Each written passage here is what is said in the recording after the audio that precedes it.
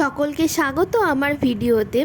রবিবার দিনকে ছিল গুরু পূর্ণিমা, আর সেই দিনকেই আমাদের বাড়িতে সত্যনারায়ণ পুজোর জন্য একটু আয়োজন করা হয়।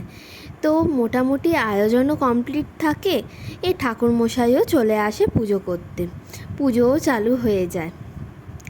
তো সেদিনকে একটু লোকজন বলা হয়েছিল, তো সবাই এসেছিল সেই দিনকে। এই সবার সাথে খুব আনন্দ মজা সব কিছু হয়। হ্যাঁ, বাড়িতেই ছোটোখাটো পুজোর দিনকে সবাইকে বললে সবাই এলেও খুব ভালো লাগে। তো সকলেই প্রায় অনেক দিন পরেই আমাদের বাড়িতে এলো।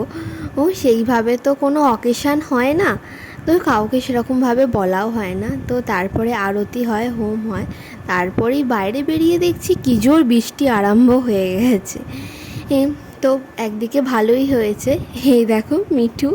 তো এইভাবে ভিডিওটা শেষ করলাম।